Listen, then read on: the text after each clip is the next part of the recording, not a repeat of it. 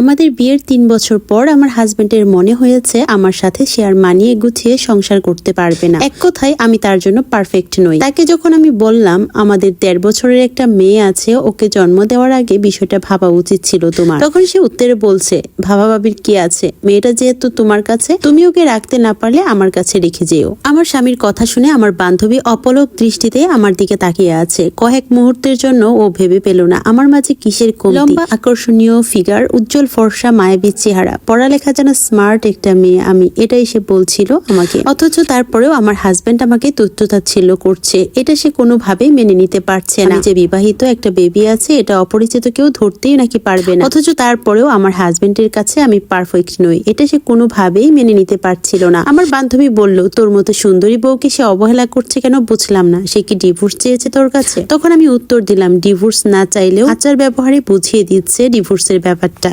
এরপর বান্ধবীকে বললাম, তোর কাছে আমি কখনো কিছুই লুকাইনি, আজও লুকাবো না। আমার স্বামীর অন্যত্র রিলেশন আছে। ওর এক্স যে ছিল সেই মেয়েটি ওর বর্তমান প্রেমিকা। কিছুদিন আগে আমি ওর ফোন থেকে অনেক কিছু জানতে পারি, আর তখন থেকেই আমাদের দূরত্বের শুরু। অবশ্য ও ভাবে আমি কিছুই জানি না। তারপর আমার বান্ধবী বলল, যে পুরুষ ঘরে বউ বাচ্চা রেখে পরকীয়ায় লিপ্ত হয়, আমি মনে করি তার সাথে সংসার করা যায় না। মেয়েকে খাওয়াচ্ছিলাম, একই রুমে সোফায় আমার স্বামী বসেছিল, ঠোঁটে তার মিটি মিটি হাসি, নিশ্চয়ই চ্যাটিং করছে। আমার চোখ ভিজে এলো। পারিবারিক ভাবে বিয়ে হয়েছিল আমাদের, ভালোবাসার কোনো কমতি ছিল না আমাদের মাঝে। আমার স্বামীর বিয়ের আগে যে রিলেশনটা ছিল সেটাও আমাকে জানিয়েছিল বাসর রাতে। সব জেনে ভেবেছিলাম খাঁটি একটা মানুষ পেয়েছি জীবনে, যে কিনা তার অতীত লোকায়নি। কিন্তু আসলে কি সে খাঁটি মানুষ ছিল? বিয়ের আগে মাস্টার শেষ করেছি। বিয়ের পর চাকরি করতে চাইলে আমার স্বামী বলতো চাকরির দিকে এগোনো যাবে না। আমার স্বামী ভালোবেসে সংসারকে আগলে নিয়েছিল, এমনকি বাচ্চাটাও নিয়েছিলাম ওর ইচ্ছেতে। অতীত ভেবে গভীর শ্বাস ফেললাম, চোখ মুছে মনে মনে প্রতিজ্ঞা করলাম, আর দুর্বল হয়ে থাকবো না এমন মানুষের সাথে যে ভালোবাসার মর্যাদা দিতে জানে না। তার সাথে থাকা অসম্ভব। মেয়েকে নিয়ে অনেক দূরে চলে যাব। একদিন সে ঠিকই বুঝবে কাকে হারিয়েছে জীবন থেকে। আমার মেয়ের আজ ৩ বছর পূর্ণ হলো। ছোট্ট মেয়েটা।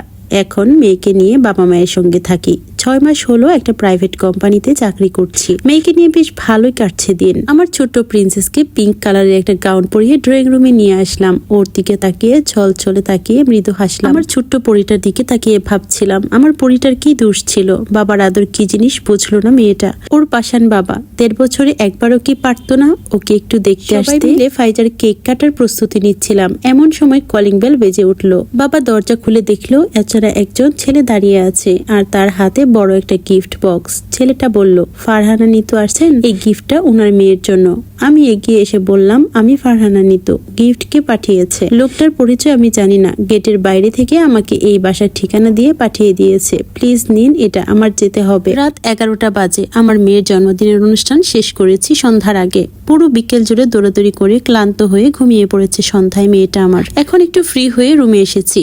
অচেনা আগন্তুকের গিফট বক্সটা হাতে নিয়ে বসলাম খোলার জন্য। কেন জানি বিকেল থেকে এই গিফট বক্সটা টানছে বারবার, মনে হচ্ছে এতে বিশেষ কিছু আছে। সময় ব্যয় না করে বক্সটা খুলে ফেললাম। বড়সড় বক্সের ভেতরে আমার মেয়ের জন্য কিছু খেলনা ও পুতুল রয়েছে, আরো রয়েছে ৩ বক্স চকলেট। সাদা একটা খাম ছিল, সেটা খুলে দেখলাম একটা চিঠি। আমার কপালে ভাঁজ পড়লো। এতক্ষণে আসল ঘটনাটা বুঝতে পারলাম। চিঠিটা খুলে দেখলাম তাতে লেখা ছিল, কেমন আছো নিতু? নিশ্চয়ই ভালো আছো। জানি ফাইজাও ভালো আছে। তোমার মতো একজন নমনীয় মনের মায়ের কাছে ফাইজা কখনোই খারাপ থাকবে না। হয়তো তোমার মনে প্রশ্ন জাগছে, এতদিন পর কেন এসব গিফট চিঠি পাঠালাম।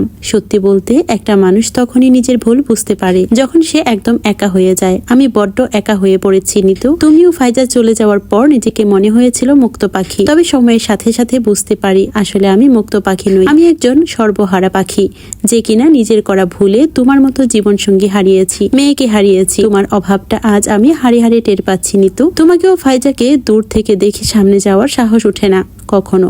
ফাইজার আজ জন্মদিন, বাবা হিসাবে কিছুই করিনি ওর জন্য, সেটার জন্য খুব আফসোস হয়। আমাকে তুমি ক্ষমা করে দিও, অনেক বেশি কষ্ট দিয়েছি তোমাকে নিতু। আমরা দূরে আছি ঠিকই, তবে ডিভোর্স হয়নি আমাদের। আমি জানি তুমি আমার উপর রেগে আছো অনেক, অভিমান আমার উপর তোমার। তারপরও একটাবার অনুরোধ করব, মেয়েকে নিয়ে ফিরে আসবে নিতু। থম মেরে কিছু সময় বসে থেকে একটানে চিঠিটা ছিঁড়ে ফেললাম। চোখ মুখ শক্ত করে বক্সের মধ্যে গিফটের সব ঢুকিয়ে বাসার নিচে এসে দারোয়ানের কাছে দিয়ে বললাম ডাস্টবিনে ফেলে দিতে। রুমে গিয়ে মেয়েকে জড়িয়ে ধরে ফুপিয়ে কেঁদে উঠলাম। ফাহমিদকে ভীষণ ভালোবেসেছিলাম, কিন্তু কখনো জানতাম না এভাবে ফাহমিদকে ছাড়তে হবে। সকল বিশ্বাস ভেঙে পরকীয়াতে লিপ্ত হয়ে সাজানো সংসারটা ভেঙে দিয়েছিল ফাহমিদ। আজ যখন ফাহমিদের দেয়ালে পিঠ ঠেকে গিয়েছে, তখন সে অনুভব করলো আমাকে দূরে সরিয়ে দেওয়ার পরিণতি। এতদিন পর সে নিজের ভুল বুঝতে পেরে আমাকে ফিরতে বলছে, কিন্তু তা কি করে সম্ভব? আমার মন বলতো ফাহমিদ একদিন ঠিকই বুঝতে পারবে রূপার মোহে অন্ধ হয়ে খাঁটি সোনা হারিয়েছে। সেই দিনটির অপেক্ষার অবসান ঘটেছে আজ। অন্যরকম একটা শান্তি অনুভব করছি। ডিভোর্স না হলেও সিদ্ধান্ত নিয়ে ফেলেছিলাম 1.5 বছর আগেই। যত যাই হোক, আর ফাহমিদের কাছে কখনোই ফিরে যাব না।